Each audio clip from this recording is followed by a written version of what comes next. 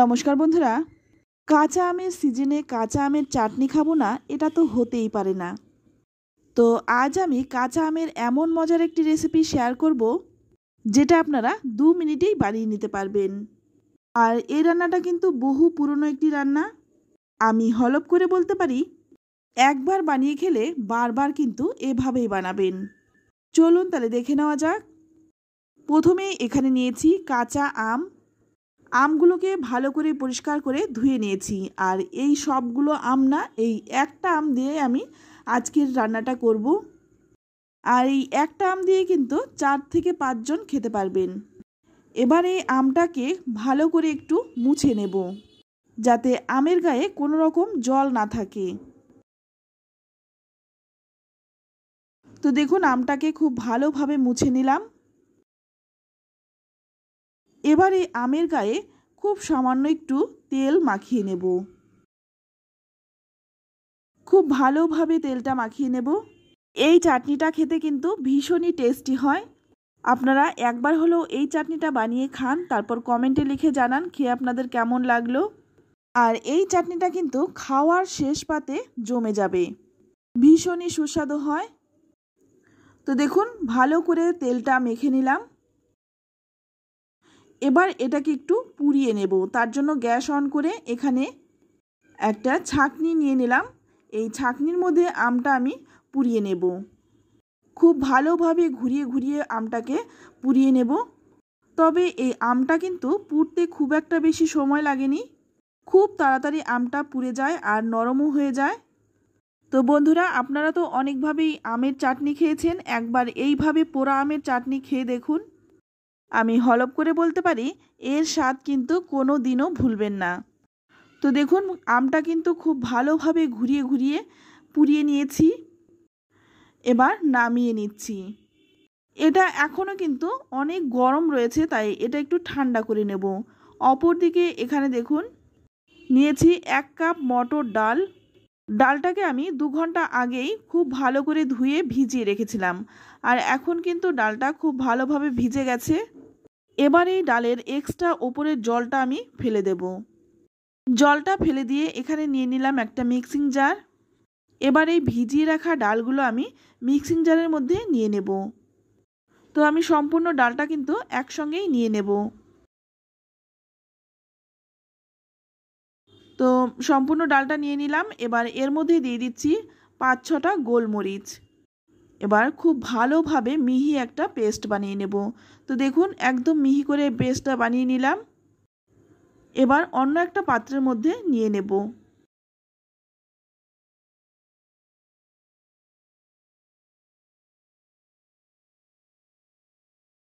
তো সম্পূর্ণ ডালটাই কিন্তু আমি এখানে নিয়ে নিয়েছি। এবার এর মধ্যেই দিয়ে দেব খুব সামান্য একটু হলুদ গুঁড়ো, সঙ্গে দিয়ে দেব স্বাদমতো লবণ। এই লবণ আর হলুদ গুঁড়োটা দিয়ে খুব ভালোভাবে ফেটিয়ে নেব। ডালটা যত ভালোভাবে ফেটানো হবে, বড়াগুলো কিন্তু ততটা বেশি নরম হবে। তো ডালটা কিন্তু খুব ভালোভাবে ফেটিয়ে নিচ্ছি।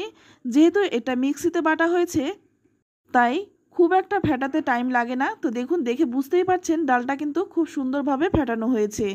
এবার অপর দিকে কড়াই গরম করে নিয়ে প্রথমেই এখানে একটা মশলা আমি ভেজে নেব।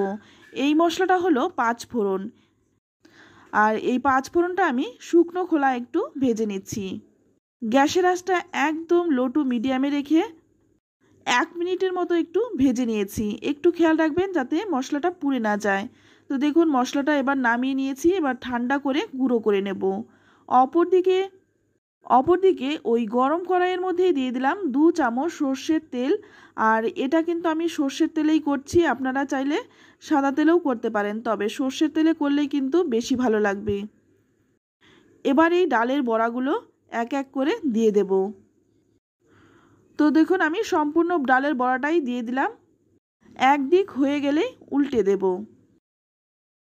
উল্টে পাল্টে খুব ভালোভাবে লালচে রং ধরিয়ে বড়াগুলোকে ভেজে নিতে হবে।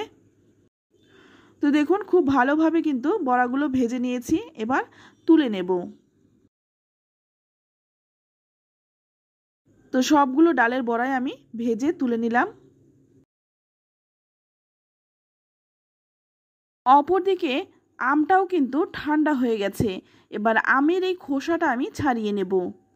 এর জন্য আমি কিছুটা জল নিয়ে নিলাম, আর এই জলের মধ্যে হাতটা ধুয়ে ধুয়ে আমি কিন্তু আমটা খোসাটা ছাড়িয়ে নিচ্ছি।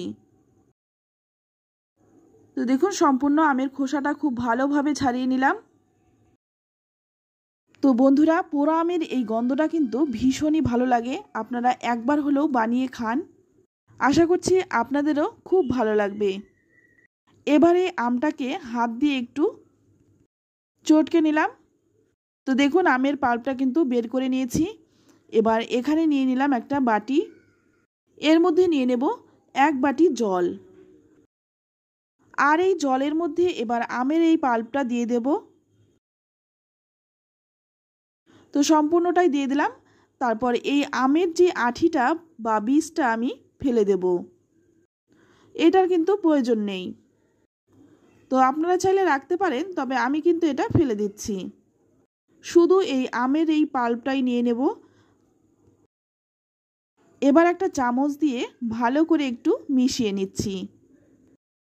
তো তৈরি হয়ে গেল পোড়া আমের এই পাল্পটা। এবার অপর দিকে ওই বড়া ভাজার কড়াইয়ের মধ্যে যেই তেলটুকু ছিল সেই তেলের মধ্যে আমি ফোড়নে দিয়ে দিচ্ছি 1/2 চামচ হলুদ সর্ষে। আমি এখানে হলুদ সর্ষেটা দিয়েছি, আপনারা কিন্তু কালো সর্ষেটাও দিতে পারেন। ফোড়নটা একটু ভেজে নিয়েই এর মধ্যে দিয়ে দিলাম পোড়া আমের পাল্পটা। তারপর এর মধ্যে দিয়ে দিলাম সামান্য একটু হলুদ গুঁড়ো, আর দিয়ে দিচ্ছি স্বাদমতো লবণ। তারপর ভালো করে একটু নেড়েচেড়ে মিশিয়ে নেব। এবার 2 থেকে 3 মিনিট একটু ফুটিয়ে নেব। এটা আমি ভালোভাবে ফুটিয়ে নিলাম। এবার এখানে আমি দিয়ে দিচ্ছি 2 চামচ চিনি। চিনিটা দিয়ে ভালোভাবে একটু নেড়েচেড়ে মিশিয়ে নেব। আর চিনিটা দিয়েও কিন্তু 2 মিনিট আবারও ফুটিয়ে নেব।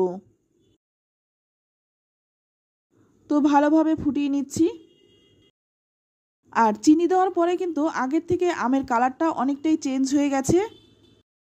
এবার এখানে দিয়ে দেব যে ভেজে রেখেছিলাম ডালের বড়াগুলো, সেই বড়াগুলো।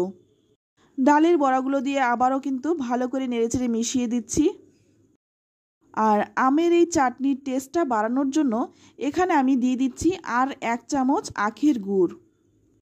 তো আপনারা কিন্তু চিনিটা বাদ দিয়ে শুধুমাত্র আখের গুড়টা দিয়েও করতে পারেন। আখের গুড়ের সঙ্গে পোড়া আমের গন্ধটা কিন্তু খুব ভালো যায়। আপনারা একবার বানিয়ে দেখুন, তাহলে কিন্তু বুঝতে পারবেন। বড়াটা দিয়ে আর 1 মিনিট ভালো করে ফুটিয়ে নিয়ে এবার ভেজে রাখা যে মশলাটা গুঁড়ো করে রেখেছিলাম সেই মশলাটা দিয়ে দিলাম। মশলাটা দিয়ে ভালো করে নেড়েচেড়ে মিশিয়ে নিয়ে এখন কিন্তু আর বেশি ফোটাবো না, 1 মিনিটের মতো ফুটিয়ে নেব। জলটা কিন্তু আপনারা একটু পরিমাণ করে দেবেন, কারণ ডালের বড়ায় কিন্তু জল অনেকটাই টেনে নেবে, আর এটা কিন্তু একটু ঝোল রাখবেন, এতে করে খেতে ভালো লাগবে। এবার গ্যাসের আঁচটা বন্ধ করে নামিয়ে নেব। তো বন্ধুরা, পোড়া আমের এই চাটনিটি আপনাদের কেমন লাগলো অবশ্যই কমেন্ট করে জানাবেন। ভালো লাগলে লাইক, কমেন্ট, শেয়ার করবেন। আর আপনি যদি আমার চ্যানেলে নতুন হয়ে থাকেন, চ্যানেলটা সাবস্ক্রাইব করে নেওয়ার অনুরোধ রইল। আর এই কাঁচা আম থাকতে থাকতে এই রেসিপিটি একবার হলেও বানিয়ে খান। খেয়ে তারপর আমাকে কমেন্টে লিখে জানান খেয়ে আপনাদের কেমন লাগলো। আজ এই অবধি, আবারও নিয়ে আসবো অন্য কোনো নতুন রেসিপি। ততক্ষণ সকলেই ভালো থাকবেন, সুস্থ থাকবেন, আর সকলকে ধন্যবাদ।